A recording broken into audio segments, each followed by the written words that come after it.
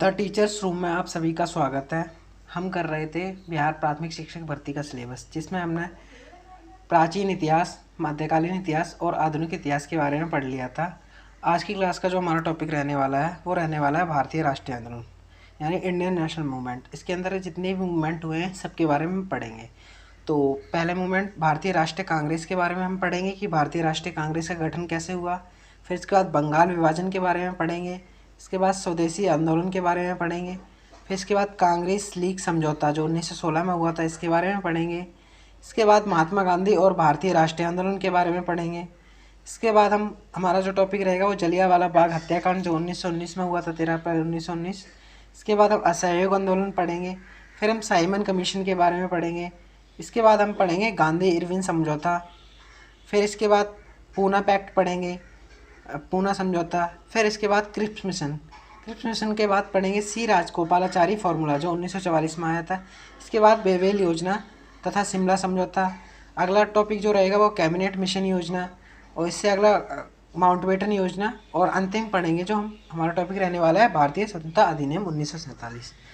तो आज की क्लास की हम शुरुआत करते हैं अपने पहले टॉपिक से, भारतीय राष्ट्रीय कांग्रेस यानी इंडियन नेशनल कांग्रेस। भारतीय राष्ट्रीय कांग्रेस की स्थापना A.O. ह्यूम, ये अंग्रेज द्वारा भारतीय नेताओं के सहयोग से 28 दिसंबर 1885 को बम्बई, जो वर्तमान में मुंबई है, तो कांग्रेस की स्थापना किसने की थी? A.O. ह्यूम ने, जो कौन था? एक अंग्रेज व्यक्ति था। कांग्रेस की स्थापना कब हुई थी? 28 दिसंबर 1885 को। कांग्रेस के संस्थापक A.O. ह्यूम का पूरा नाम क्या था? एलन ऑक्टोनियम ह्यूम था। इनका पूरा नाम क्या था? एलन ऑक्टोनियन ह्यूम था। वह अवकाश प्राप्त ब्रिटिश अधिकारी थे, यानी अवकाश प्राप्त करके ब्रिटिश अधिकारी थे। उन्होंने अवकाश प्राप्त कर रखा था और वे समाज सेवा के लिए कार्यरत थे। जो इटावा के कलेक्टर भी रह चुके थे। इटावा उत्तर प्रदेश का एक डिस्ट्रिक्ट पड़ता है, वहाँ के ये कलेक्टर भी रह चुके थे। आगे बात करते हैं।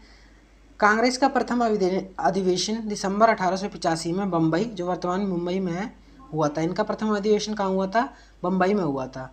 इस प्रथम सम्मेलन की अध्यक्षता किसने की थी? सोमेश चंद्र बनर्जी ने की थी। इसकी अध्यक्षता किसने की थी? सोमेश चंद्र बनर्जी ने। इस सम्मेलन में लगभग 72 प्रतिनिधियों ने भाग लिया था। कितने प्रतिनिधियों ने भाग लिया था? 72 प्रतिनिधियों ने भाग लिया था। यह सम्मेलन पहले पूना में होना था, परंतु वहाँ प्लेग फैलने के कारण मुंबई में आयोजित किया गया। पहले ये कहाँ होना था? पूना में आयोजित होना था, लेकिन इसे पूना में प्लेग की बीमारी जो उस टाइम चूहों से काफ़ी फैल जाती थी, वो फैली हुई थी, इसलिए इसे मुंबई में आयोजित किया गया। भारतीय राष्ट्रीय कांग्रेस का जो दूसरा अधिवेशन वो हुआ था 1986 में, जो हुआ था कहाँ? कलकत्ता में, जो वर्तमान में कोलकाता है। इसकी अध्यक्षता दादा भाई नौरोजी ने की थी। किसने की थी? दादा भाई नौरोजी ने। इनको भारत का क्या मानते हैं? ओल्ड मैन ऑफ इंडिया मानते हैं। यहाँ से ही प्रश्न बनता है, ओल्ड मैन ऑफ इंडिया कौन है? तो ये दादा भाई नौरोजी हैं। इस अधिवेशन के अलावा 1893 के तथा 1906 के अधिवेशन की अध्यक्षता भी इन्होंने ही की थी। इन्होंने किसने? दादा भाई नौरोजी ने। दादा भाई नौरोजी ने कितने अधिवेशन की अध्यक्षता की थी? 3 अधिवेशन की अध्यक्षता की थी। पहला अधिवेशन 1986 में हुआ था, दूसरा 1993 में होना चाहिए।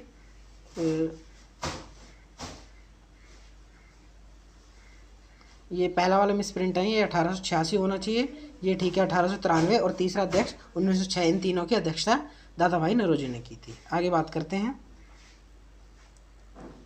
दादा भाई नौरोजी को great old man of India के नाम से जाना जाता है। इनको किस नाम से जाना जाता है? Great old man of India के नाम से जाना जाता है। यहाँ से प्रश्न बनता है। आगे बात करते हैं। भारतीय राष्ट्रीय कांग्रेस की स्थापना से पूर्व स्थापित कुछ राजनीतिक संस्थाएं, यानी जब भारतीय राष्ट्रीय कांग्रेस बनी थी उससे पहले भी कुछ राजनीतिक संस्थाएं कार्यरत थीं। तो पहली संस्था थी बंगाल जमींदार सभा, लैंडर्स होल्डर सोसाइटी। कौन सी थी? Landers holder society. इसकी स्थापना 1838 में द्वारकानाथ टैगोर के प्रयासों से कलकत्ता में हुई थी। इसकी स्थापना किसने की थी? द्वारकानाथ टैगोर ने। दूसरी जो संस्था कार्यरत थी वो थी ब्रिटिश इंडियन एसोसिएशन। कौन सी थी? British Indian association.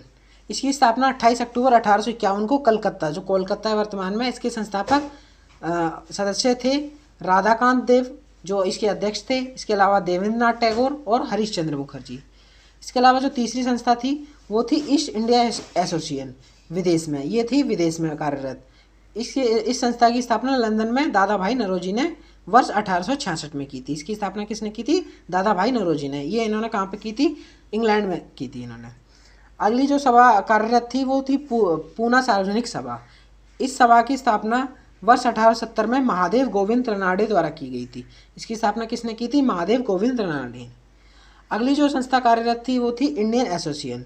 इसकी स्थापना 1876 में कलकत्ता में, जो कोलकाता है वर्तमान में, सुरेंद्र नाथ बनर्जी ने की थी। इसकी स्थापना किसने की थी?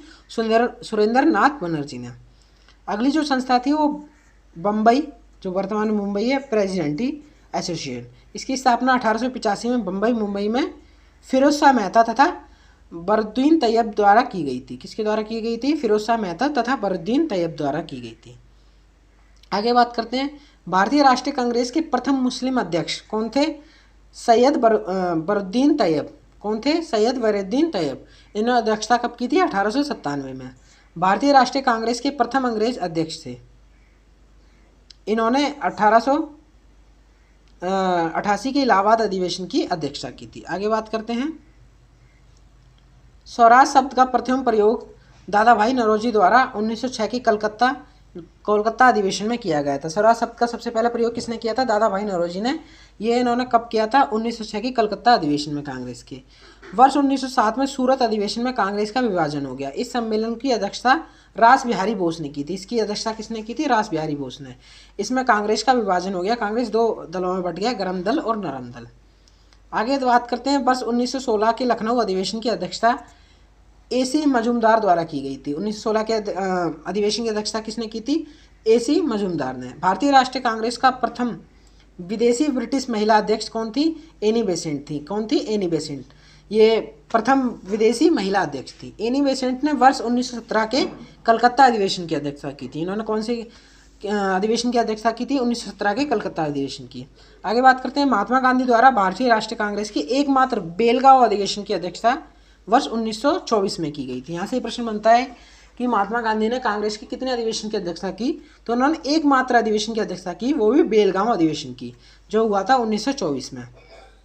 आगे बात करते हैं, भारतीय राष्ट्रीय कांग्रेस की प्रथम भारतीय महिला अध्यक्ष थी सरोजिनी नायडू, जबकि ब्रिटिश महिला अध्यक्ष कौन थी? Annie Besant. और जबकि भारतीय महिला पूछी जाए तो सरोजिनी नायडू थी। इन्होंने 1925 की कानपुर अधिवेशन की अध्यक्षता की थी। इन्होंने कब की अध्यक्षता की? कांग्रेस अधिवेशन की अध्यक्षता। कांग्रेस अधिवेशन जो कानपुर में हुआ था, इसकी अध्यक्षता 1985 में की थी। वर्ष 1929 में कांग्रेस के लाहौर अधिवेशन में, जो पंडित जवाहरलाल नेहरू की अध्यक्षता में संपन्न हुआ था, पूर्ण स्वराज्य का प्रस्ताव पारित किया गया था। पूर्ण स्वराज्य का प्रस्ताव कौन से अधिवेशन में पारित किया गया था? लाहौर अधिवेशन में। ये हुआ था 1929 में। इसकी अध्यक्षता किसने की थी? पंडित जवाहरलाल नेहरू ने। आगे बात करते हैं, वर्ष 1931 के कराची अधिवेशन में मूल अधिकारों से संबंधित प्रस्ताव पारित किया गया था। 1931 में कराची, जो वर्तमान में पाकिस्तान में है, उसमें अधिवेशन हुआ था जिसमें मूल अधिकारों का प्रस्ताव पारित किया गया। वर्ष 1937 में पहली बार भारतीय राष्ट्रीय कांग्रेस का अधिवेशन गांव फैजपुर में संपन्न हुआ था। कहाँ हुआ था? गांव फैजपुर में। वर्ष 1939 के त्रिपुरी अधिवेशन में सुभाष चंद्र बोस ने गांधी जी के साथ मतभेद के कारण अध्यक्षता से त्यागपत्र दे दिया था। त्रिपुरी अधिवेशन में किसने त्यागपत्र दे दिया? सुभाष चंद्र बोस ने, क्योंकि वे गांधी जी के मत से सहमत नहीं थे। आगे बात करते हैं, वर्ष 1941 से 1945 तक द्वितीय विश्व युद्ध के कारण कांग्रेस का कोई अधिवेशन नहीं हुआ। यानी इस समय द्वितीय विश्व युद्ध चल रहा था, तो कांग्रेस ने अपना कोई भी अधिवेशन नहीं बुलाया। आगे बात करते हैं, वर्ष 1946 से 47 में कांग्रेस का मेरठ अधिवेशन JB कृपलानी की अध्यक्षता में हुआ था। किसकी अध्यक्षता में हुआ था? JB कृपलानी की अध्यक्षता में हुआ था। आगे बात करते हैं, अब हमारे यहाँ से आंदोलन शुरू हो गए। हमारे भारतीय राष्ट्रीय कांग्रेस की स्थापना और इसके अधिवेशन की चर्चा की थी हमने। अब हम बात करते हैं जितने भी हमारे आंदोलन हुए थे, भारतीय राष्ट्रीय आंदोलन। आगे बात करते हैं, बंगाल का विभाजन, स्वदेशी आंदोलन 1905। बंगाल के विभाजन की सर्वप्रथम आधिकारिक घोषणा 4 जुलाई 1905 को हुई। इसकी घोषणा कब कर दी गई कि बंगाल को 2 भागों में बांटा जाएगा? 4 जुलाई 1905 को। जबकि 16 अक्टूबर 1905 को यह लागू हुआ। 16 अक्टूबर 1905 को यह लागू कर दिया गया। उस दौरान बंगाल भारतीय राष्ट्रवाद का प्रमुख केंद्र था, क्योंकि उस समय जो भी प्रशासन चलता था वो बंगाल से चलता था। दिल्ली उस टाइम राजधानी नहीं हुआ करती थी। बंगाल का विभाजन लॉर्ड कर्जन काल में हुआ था। यानी उस टाइम कौन सा वायसराय था? कौन था? Lord Curzon. उस दौरान बंगाल प्रेसिडेंटी में कौन कौन से क्षेत्र थे? बिहार, उड़ीसा, जो वर्तमान में उड़ीसा है, पश्चिम बंगाल व बांग्लादेश शामिल थे। इतने क्षेत्र शामिल थे उस समय। कर्जन ने प्रशासनिक बहाना बनाकर बंगाल को 2 भागों में विभाजित कर दिया। यानी इन्होंने कहा कि प्रशासन को चलाना थोड़ा मुश्किल हो रहा है, इसलिए इसको 2 भागों में विभाजित करना उचित है। आगे बात करते हैं, बंगाल का विभाजन लागू होने के दिन को शोक दिवस के रूप में मनाया जाता है। किस दिवस के रूप में मनाया गया? शोक दिवस के रूप में मनाया गया। बंगाल विभाजन विरोधी आंदोलन के रूप में ही स्वदेशी तथा बहिष्कार दोनों की उत्पत्ति हुई। स्वदेशी यानी स्वयं के देश के माल यूज करना, और बहिष्कार यानी जो दूसरे देश का माल है उसका बहिष्कार करना। जगह जगह विदेशी कपड़ों की होली जलाई गई, यानी विदेशी कपड़े जो भी ब्रिटिश से बन के आते थे उनकी होली जलाई गई। आगे बात करते हैं, बंगाल विरोधी आंदोलन का नेतृत्व किसने किया था? लोकमान्य तिलक यानी बाल गंगाधर तिलक ने करा था। इसके अलावा विपिन चंद्र पाल और अरविंद घोष द्वारा किया गया था। किस द्वारा किया गया था? लोकमान्य तिलक, विपिन चंद्र पाल और अरविंद घोष द्वारा किया गया था। आगे बात करते हैं, विदेश में सैन फ्रांसिस्को संयुक्त राज्य अमेरिका में क्रांतिकारी लाला हरदयाल सिंह ने 1913 ईस्वी में गदर पार्टी की स्थापना की थी। यहाँ से ही प्रश्न बनता है कि गदर पार्टी की स्थापना किसने की थी? तो इसकी स्थापना की थी लाला हरदयाल ने। आगे अगले महत्वपूर्ण आंदोलन की बात करते हैं। महत्वपूर्ण घटना जो थी कांग्रेस लीग समझौता 1916। इस समझौते को लखनऊ समझौते के नाम से जाना जाता है। इसको कौन से समझौते के नाम से जाना जाता है? लखनऊ समझौते के बारे से नाम से जाना जाता है, क्योंकि ये समझौता वर्ष 1916 में लखनऊ में आयोजित हुआ था। ये जो समझौता था ये भारतीय राष्ट्रीय कांग्रेस तथा मुस्लिम लीग के बीच आयोजित हुआ था। कांग्रेस के 1916 के लखनऊ अधिवेशन में 2 प्रमुख ऐतिहासिक घटनाएं हुई। कौन कौन सी हुई? पहली तो एक तो 1907 में कांग्रेस के जो 2 गुटों में विभाजन हो गया था वो फिर से एक हो गई, यानी जो नरम दल और गरम दल के रूप में कांग्रेस का विभाजन हो गया था वो जो इस लखनऊ समझौते में इसमें दोबारा से एक हो गई। और जो दूसरी घटना थी वो थी लखनऊ अधिवेशन के 1916 की दूसरी महत्वपूर्ण उपलब्धि ये थी कि पुराने मतभेद भुलाकर कांग्रेस और मुस्लिम लीग ने मिलकर ब्रिटिश सरकार के समक्ष अपनी प्रमुख राजनीतिक मांगें रखी। यानी पहले ये अलग अलग चल रहे थे, लेकिन ये दोनों एक साथ मिलकर इन्होंने अपनी मांगे ब्रिटिश सरकार के समक्ष रखी। आगे बात करते हैं महात्मा गांधी और भारतीय राष्ट्रीय आंदोलन।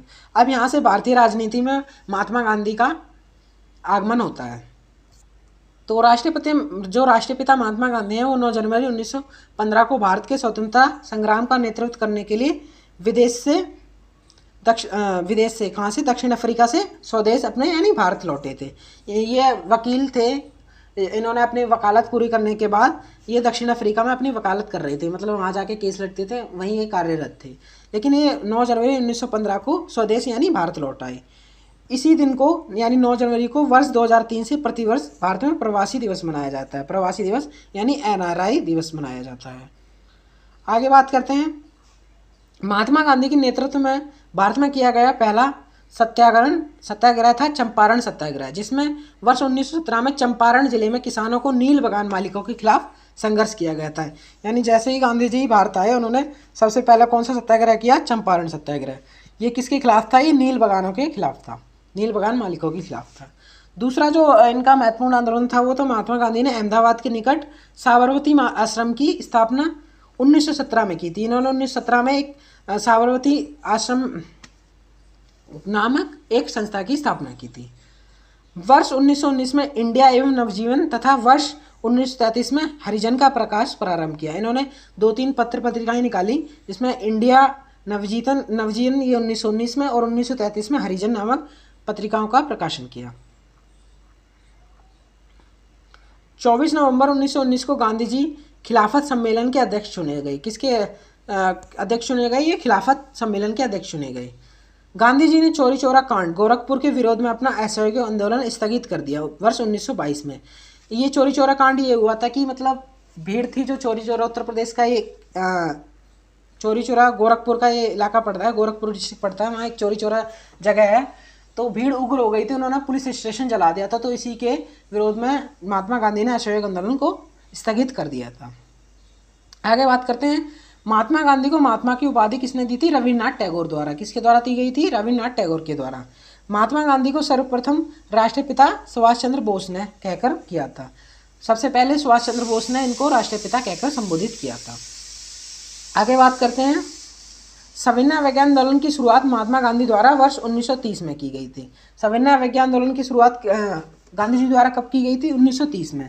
इसके तहत गांधी जी ने नमक कानून तोड़ने के लिए अपने 78 चुने हुए अनुयायियों के साथ ऐतिहासिक दांडी यात्रा दांडी मार्च के नाम से जिन्हें जाना जाता है, 12 मार्च 1930 को साबरमती आश्रम से की थी और नमक बनाकर नमक कानून को तोड़ा था। आगे बात करते हैं, 6 अप्रैल 1930 को अपने अनुयायियों के साथ दांडी पहुंचे।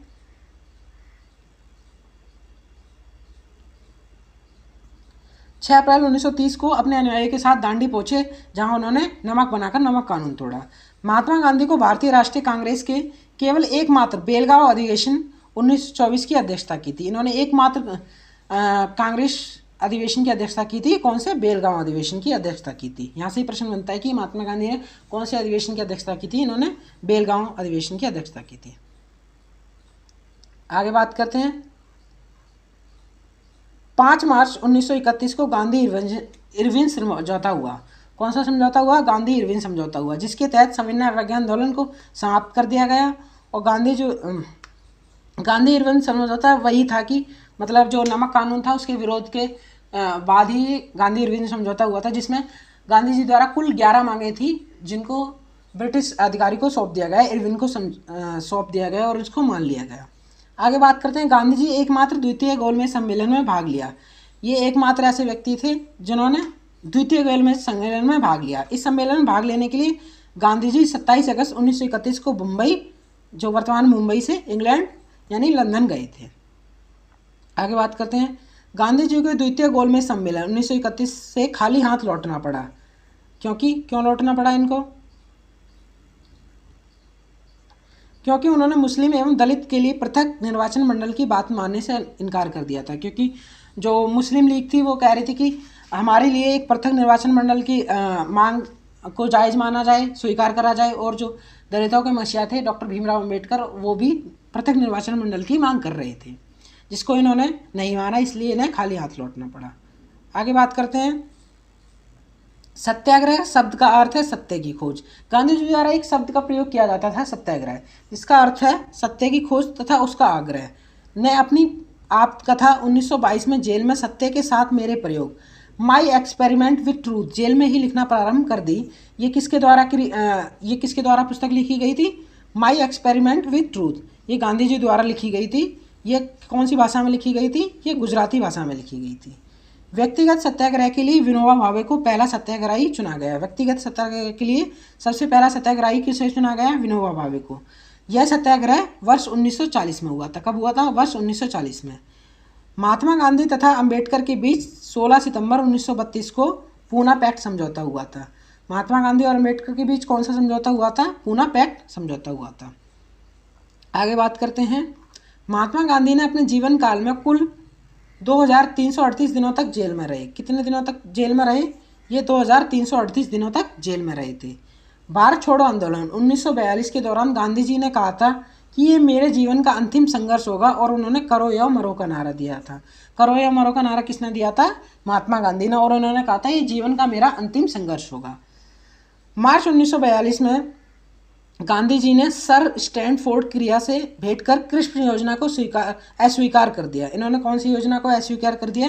क्रिस्प मिशन आया था, इसके प्रस्तावों को इन्होंने अस्वीकार कर दिया।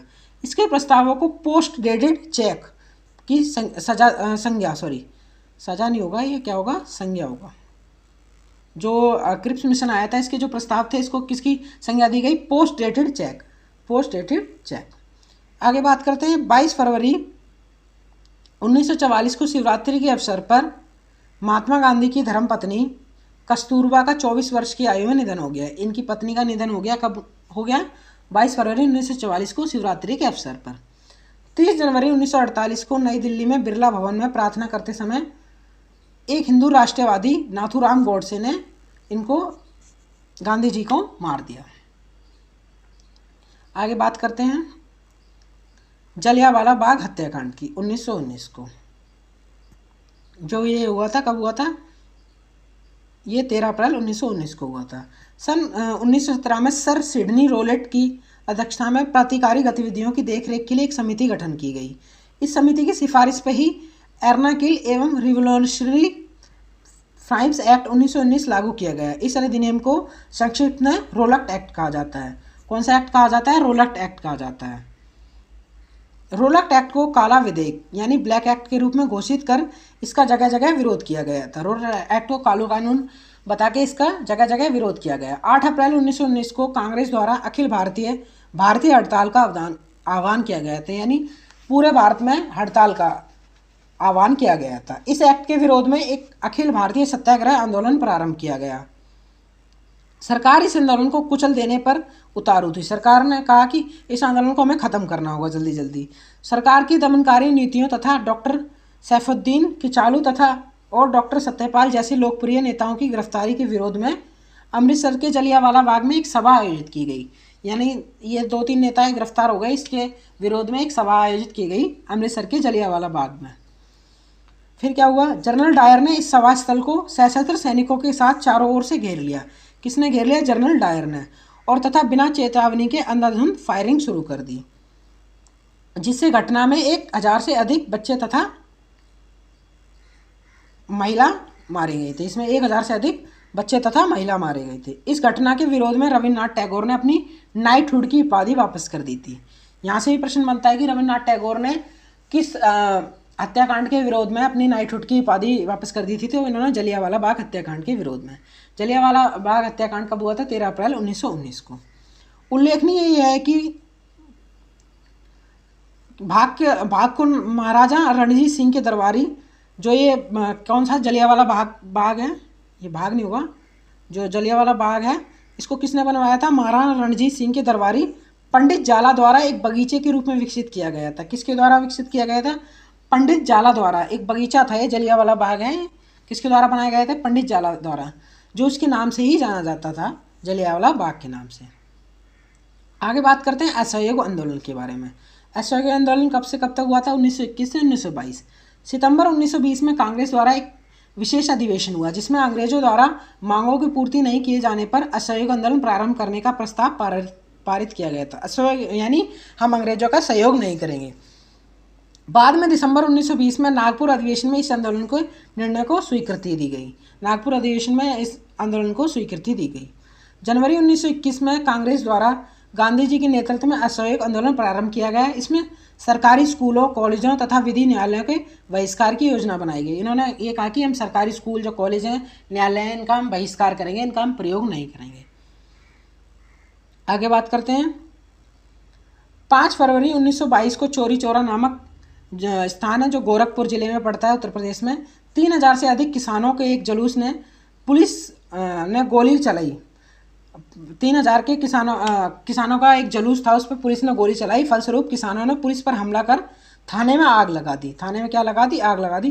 काफ़ी पुलिसकर्मी मारे गए थे, जिंदा जला दिए गए थे।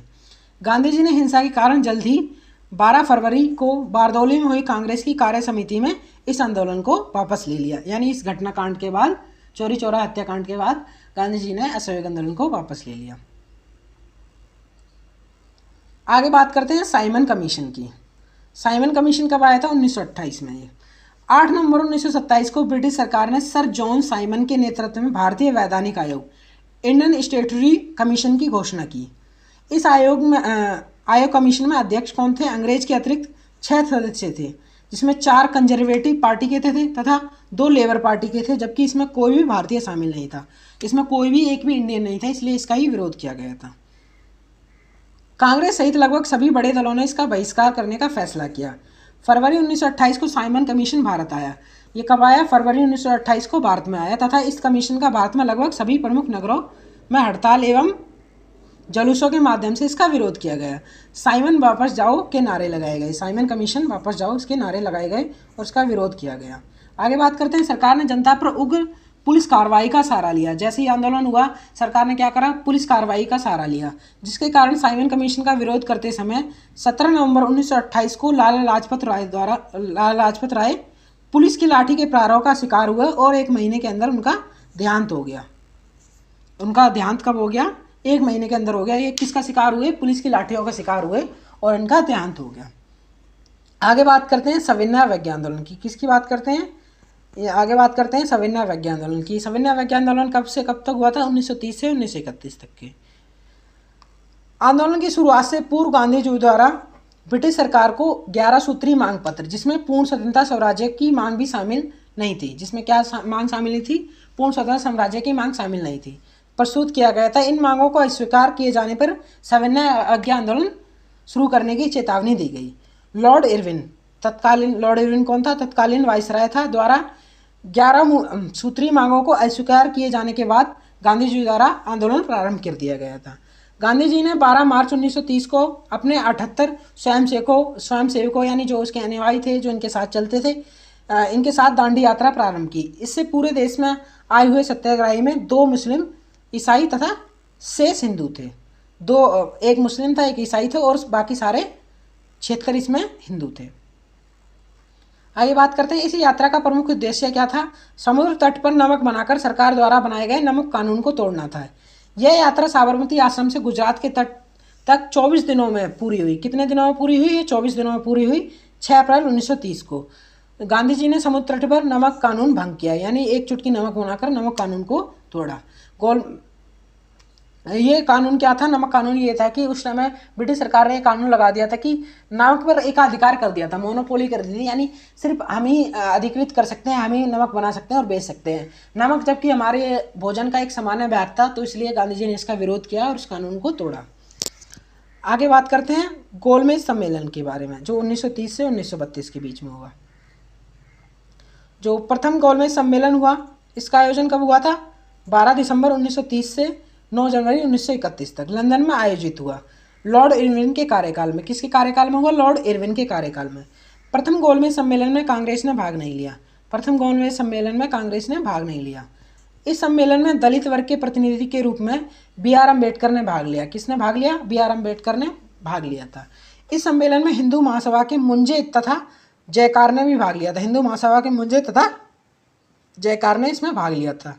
इसके अतिरिक्त इसमें इंडियन लिबरल फेडरेशन के तेज बहादुर, C.V. चिंतामणि, कुल 89 सदस्यों ने भाग लिया था। इसमें कितने सदस्यों ने भाग लिया था? कुल 89 सदस्यों ने भाग लिया था। इसके बाद हमारा क्या हुआ? द्वितीय गोलमेज सम्मेलन, जो चला 7 सितंबर से दिसंबर 1931 तक आयोजित हुआ। लॉर्ड विलिंगटन के कार्यकाल में। ये कब आयोजित हुआ? लॉर्ड विलिंगटन के कार्यकाल में। द्वितीय गोलमेज सम्मेलन में कांग्रेस एकमात्र प्रतिनिधियों के रूप में गांधी जी तथा अन्य दलों के कुल 107 प्रतिनिधियों के साथ भाग लिया। कांग्रेस की तरफ से एकमात्र प्रतिनिधि कौन गए थे? गांधी जी। और इसके अलावा कुल 107 प्रतिनिधियों ने इस गोलमेज सम्मेलन में भाग लिया। इसमें किसी मुद्दे पर आम सहमति नहीं बन पाई। गांधी जी ने मुसलमानों पर दलितों के लिए पृथक निर्वाचन मंडल का विरोध किया। इन्होंने कहा, गांधी जी ने कहा, मुसलमानों और दलित के लिए हम पृथक निर्वाचन मंडल यानी अलग निर्वाचन मंडल को स्वीकार नहीं करेंगे। फिर हुआ इसके बाद तृतीय गोलमेज सम्मेलन। ये हुआ 17 नवंबर से 24 दिसंबर 1932 तक। ये हुआ था लॉर्ड विलिंगटन के कार्यकाल में। किसके कार्यकाल में हुआ? लॉर्ड विलिंगटन के कार्यकाल में। इस तृतीय गोलमेज सम्मेलन में किसी भी प्रतिनिधि ने भाग नहीं लिया। तृतीय गोलमेज सम्मेलन में किसी भी प्रतिनिधि ने भाग नहीं लिया। इस सम्मेलन में प्रतिनिधियों की संख्या मात्र कितनी थी? 46 थे। ये पहले दो जो अधिवेशन थे उससे कम रही। पहले में कितने थे? पहले में थे हमारे 78 और दूसरे में थे 106, 107, लेकिन इसमें मात्र 46 रही। तो इसमें बहुत कम सदस्यों की संख्या थी। आगे बात करते हैं गांधी इरविन समझौता, जिसको पूना पैक्ट के बारे में, पूना पैक्ट के नाम से जाना जाता है। 1931 में डॉक्टर बहादुर सप्रू, डॉक्टर जयकार तथा अन्य लोगों द्वारा लगातार प्रयासों के बाद सरकार तथा कांग्रेस के बीच समझौता हुआ, जिसके परिणाम स्वरूप गांधी जी और लॉर्ड इरविन द्वारा एक समझौते पर 5 मार्च 1931 को हस्ताक्षर किए गए। इसे ही गांधी इरविन पैक्ट कहा गया। इसे क्या कहा गया? गांधी इरविन पैक्ट कहा गया। इस समझौते के तहत सरकार को निम्न शर्तें माननी पड़ी। क्या शर्तें माननी पड़ी? देखते हैं आगे। तो पहली शर्त थी कि समुद्र से कुछ दूरी तक रहने वाले लोगों को मुफ्त नमक इकट्ठा करने तथा बनाने की अनुमति देना, यानी समुद्र के आसपास जो लोग रहते हैं उन्हें मुफ्त में नमक बनाने देना और इकट्ठा करने देना। सत्याग्रहियों की जब्त संपत्ति उन्हें वापस करना, यानी सत्याग्रही जो आंदोलन के खिलाफ कर रहे थे सरकार के खिलाफ, उनकी संपत्ति जो सरकार ने जब्त की थी उनको वापस करना था। सभी अध्यादेशों की वापसी, जितने भी अध्यादेश लाए हैं इनकी सबकी वापसी करनी होगी सरकार को। इसके अलावा तीसरी शर्त क्या थी? शराब तथा विदेशी कपड़ों की दुकान पर शांतिपूर्वक धरना देने की अनुमति देना, यानी शराब की दुकान थी उन पर धरना देने की अनुमति मांगी गई थी। आगे बात करते हैं पूना समझौता 1932 में। यह कब हुआ था? 1932 में। ब्रिटिश प्रधानमंत्री रेजमे मैकडोनाल्ड ने 16 अगस्त 1932 को पृथक प्रतिनिधित्व प्रदान करते हुए सांप्रदायिक पचाट कम्युनिकल अवार्ड की घोषणा की। सितंबर 1932 में गांधी जी और डॉक्टर बी आर अम्बेडकर के बीच एक समझौता हुआ जिसे पूना पैक्ट के नाम से जाना जाता है। किसके नाम से जाना जाता है? पूना पैक्ट के नाम से जाना जाता है। इसके तहत सांप्रदायिक पंचाट में दलितों के लिए, इसके तहत क्या हुआ था? सांप्रदायिक पंचाट में दलितों के लिए प्रांतीय व्यवस्था की सभाओं में प्रारंभ राज्यों में 7 स्थानों को सुरक्षित किया गया, जो बढ़ाकर 148 कर दिए गए। यानी 148 क्षेत्रों में दलितों के लिए आरक्षित क्षेत्र कर दिए गए इनके लिए। बाद में इस समझौते के तहत दलित वर्ग के लिए पृथक निर्वाचन मंडल की व्यवस्था को वापस ले लिया गया। यानी पृथक निर्वाचन मंडल की व्यवस्था की जो मांग कर रहे थे उसको वापस ले लिया गया। ये समझौता संपन्न हुआ। आगे बात करते हैं क्रिप्स मिशन के बारे में। किसके बारे में बात करते हैं आगे? क्रिप्स मिशन के बारे में। क्रिप्स मिशन कब आया? 1942 में। ब्रिटिश युद्ध मंत्रिमंडल के सदस्य सर स्टैनफोर्ड क्रिप्स के द्वारा इंग्लैंड में भारत के राजनीतिक गतिरोध को दूर करने के लिए गंभीर प्रयास किया गया, जिसमें प्रयास क्या था? क्रिप्स योजना। क्रिप्स योजना के कितने भाग थे? 2 भाग थे। एक भाग में स्वतंत्र उपनिवेश संविधान के गठन की प्रक्रिया थी और दूसरा भाग युद्ध के दौरान शीघ्र एवं अंतरिम उपायों से संबंधित था। पहले भाग में क्या था कि स्वतंत्र उपनिवेश होगा, उसके बाद जो संविधान होगा वो कैसे बनेगा, इसमें बात की गई थी क्रिप्स मिशन में। और दूसरी किस बात की बात की गई थी? युद्ध के दौरान शीघ्र एवं अंतरिम उपायों से संबंधित था। केवल मुस्लिम लीग द्वारा क्रिप्स योजना का स्वागत किया गया था। किसके द्वारा इसका स्वागत किया गया था? मुस्लिम लीग द्वारा क्रिप्स योजना का स्वागत किया गया था, जबकि अन्य दलों जैसे Hindu Mahasabha, Akali Dal, national liberal federation द्वारा इसका विरोध किया गया। इसके बाद हमारा क्या आया? भारत छोड़ो आंदोलन। 1942 को अखिल भारतीय राष्ट्रीय कांग्रेस कमेटी को 8 अगस्त 1942 की बैठक में प्रसिद्ध भारत छोड़ो प्रस्ताव पारित किया गया। ये कब पारित किया गया? 8 अगस्त 1942 की बैठक में, जिसमें इसके उद्देश्यों की प्राप्ति हेतु हिंसात्मक जन आंदोलन प्रारंभ करने का प्रस्ताव था। यानी अब शांति से काम चलने वाला नहीं था, अब तो करो या मरो की लड़ाई थी। इस आंदोलन में गांधी जी ने करो या मरो का नारा दिया था। गांधी जी ने इस आंदोलन को अपना जीवन का अंतिम आंदोलन करार दिया था। यानी इन्होंने कहा था कि ये मेरे जीवन का अंतिम आंदोलन होगा, इसमें हमें निश्चित ही जीतना होगा। आगे बात करते हैं। इस आंदोलन के प्रारंभ होने के अगले दिन ही 9 अगस्त को गांधी जी सहित सभी महत्वपूर्ण नेताओं को गिरफ्तार कर लिया गया। भारत छोड़ो आंदोलन का भूमिगत होकर संचालन किसने किया? डॉक्टर जयप्रकाश नारायण, इसके बाद डॉक्टर राम मनोहर रोहिया, श्रीमती अरुणा आसफ अली ने किया। इन्होंने भूमिगत होकर किया, यानी अंडरग्राउंड होकर किया, यानी सरकार की नज़रों से बचकर इन लोगों ने इसका नेतृत्व किया। आगे बात करते हैं। इस आंदोलन को दबाने में अंग्रेज हालांकि सफल रहे, परंतु उन्होंने इस प्रकार के विकराल विद्रोह का संघर्ष की अपेक्षा समझौते से समाप्त करने का प्रयास किया। इन्होंने मतलब इस विद्रोह को वैसे पुलिसी कार्रवाई से दबाने की जगह समझौते से इसका दमन करना उचित समझा। इस आंदोलन के कारण वामपंथी समूह पार्टियों का भारत में प्रभाव कमजोर हुआ। वामपंथी पार्टियों का प्रभाव भारत में कमजोर हो गया। समाजवादियों तथा सुभाष चंद्र बोस के समर्थकों ने कम्युनिस्ट पार्टी पर धनी होने का आरोप लगाया। ये धोनी नहीं होगा, धनी होने का आरोप लगाया। समाजवादियों तथा सुभाष चंद्र बोस ने कम्युनिस्ट पार्टियों पर धनी होने का, यानी ये लोगों का धन लूट रहे हैं और धनी हो गए, इन्हें राजनीति से कोई मतलब नहीं है। आगे बात करते हैं सी राजगोपालाचारी फॉर्मूला। सी राजगोपालाचारी फॉर्मूला ये आया था 1944 में। इसके तहत क्या हुआ था? भारत द्वारा स्वतंत्रता की प्राप्ति हेतु कांग्रेस एवं मुस्लिम लीग के समझौते को आवश्यकता की महसूस कर सी राजगोपालाचारी ने फॉर्मूला वर्ष 1946 में तैयार किया। जिसके तहत क्या प्रावधान थे? पहला प्रावधान था संकरण काल में मुस्लिम लीग को अंतरिम सरकार की स्थापना में कांग्रेस के साथ सहयोग करना चाहिए। पहला प्रावधान क्या था कि मुस्लिम लीग को कांग्रेस का सहयोग करना चाहिए जब ये सरकार बनाए। अगला प्रावधान क्या था? युद्ध की समाप्ति के पश्चात भारत के उत्तर पश्चिम एवं पूर्व के मुस्लिम बाहुल्य जिलों की पहचान के लिए एक आयोग का गठन किया जाएगा। पृथक होने की स्थिति में वाणिज्य एवं संचार क्षेत्र दोनों सरकारों में परस्पर सहमति हो, यानी पृथक होने पर दोनों में मेलजोल का भाव रहे। आगे बात करते हैं वेव्हेल योजना तथा शिमला समझौता। किसके बारे में बात करते हैं? वेव्हेल योजना तथा शिमला समझौता। ये कब हुआ? ये हुआ 1945 में। सीआर फॉर्मूले, सी राजगोपालाचारी का फॉर्मूला था, आधारित गांधी जिन्ना वार्ता के सफल होने के पश्चात तत्कालीन लॉर्ड वेव्हेल ने संवैधानिक गतिरोध समाप्त करने के लिए नई योजना प्रस्तुत की। कौन सी नई योजना प्रस्तुत की? देखते हैं। इसके लिए वह सभी प्रमुख राजनीतिक पार्टियों एवं सहसंबंध नेताओं का एक सम्मेलन शिमला में आयोजित किया। ये शिमला में कब आयोजित हुआ? वर्ष 1945 में।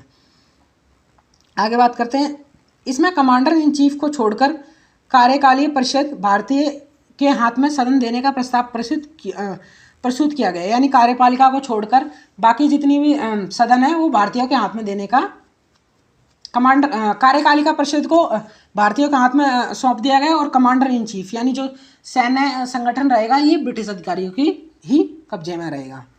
ये प्रस्ताव पारित किया गया था। इसके अलावा जिसमें हिंदुओं तथा मुसलमानों को बराबर प्रतिनिधित्व देने की बात की गई थी। हिंदुओं तथा मुसलमानों को बराबर भाग में मतलब बराबर प्रतिनिधित्व देने की बात की गई थी। जिन्ना के नेतृत्व में मुस्लिम लीग के हट के चलते यह योजना विफल रही। मुस्लिम लीग के जो अध्यक्ष थे जिन्ना, इन्होंने मोहम्मद अली जिन्ना ने इसका विरोध किया, इसलिए ये योजना विफल रही। आगे बात करते हैं कैबिनेट मिशन योजना। कैबिनेट मिशन योजना ये 1946 में आया। ये वही योजना है जिसके तहत भारतीय संविधान बना है। वेवेल योजना के विफल होने के पश्चात भारत का राजनीतिक गतिरोध दूर करने तथा भारत को शीघ्र स्वतंत्रता की मदद देने हेतु 24 मार्च 1946 को कैबिनेट मंत्रियों, ब्रिटेन के नए प्रधानमंत्री कौन बने थे? इटली के मंत्रिमंडल में 3 मंत्रियों का समूह भारत आया। कितने मंत्रियों का समूह आया? 3 मंत्रियों का समूह। ये उस टाइम लेबर पार्टी की सरकार बन गई थी ब्रिटेन में, जिसके प्रधानमंत्री थे इटली। इन्होंने 3 मंत्रियों का समूह भारत में भेजा। कैबिनेट मिशन के सदस्य थे कौन थे? लॉर्ड पैथिरिस, सर स्टैमफोर्ड क्रिप्स एवं एवीए अलेक्जेंडर। ये 3 लोग इसके सदस्य थे।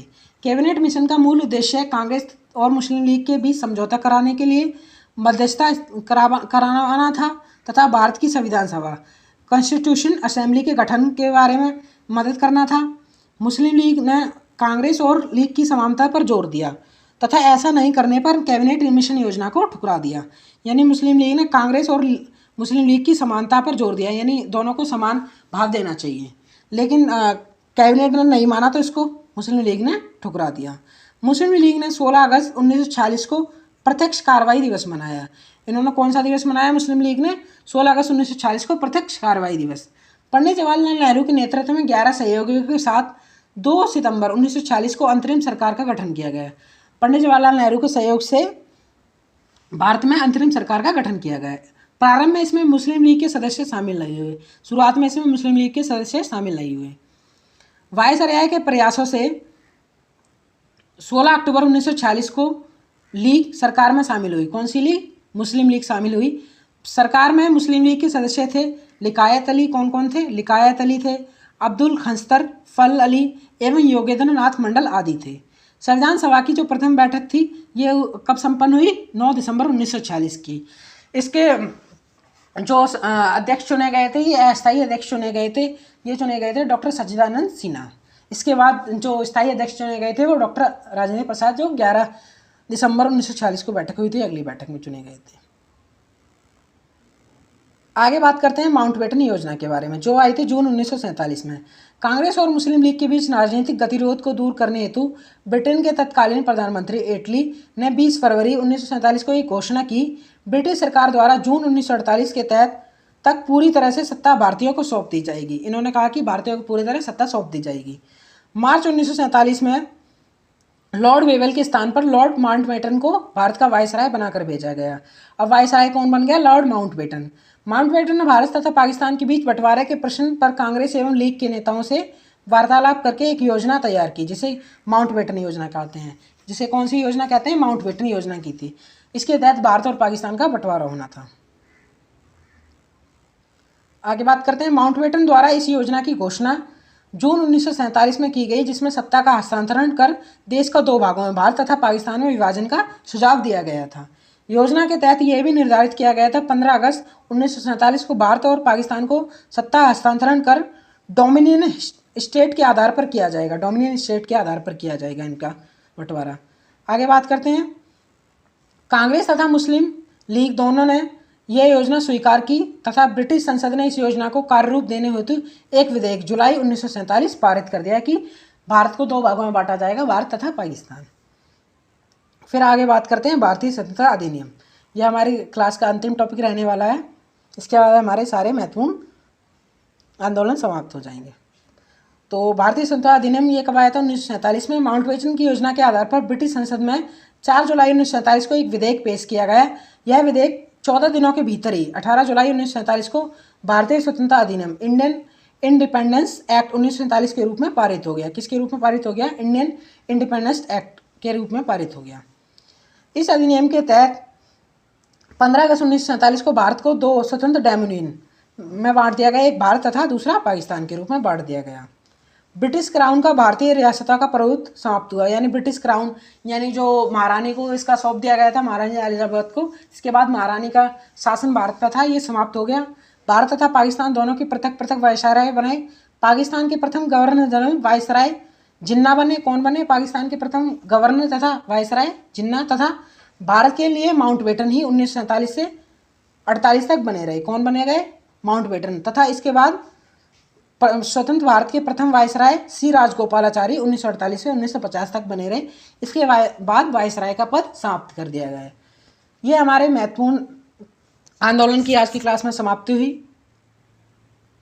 आपको वीडियो पसंद आई हो तो लाइक शेयर सब्सक्राइब कीजिएगा, और जो भी बिहार प्राथमिक शिक्षक की तैयारी कर रहा हो उसको ये भेजिएगा।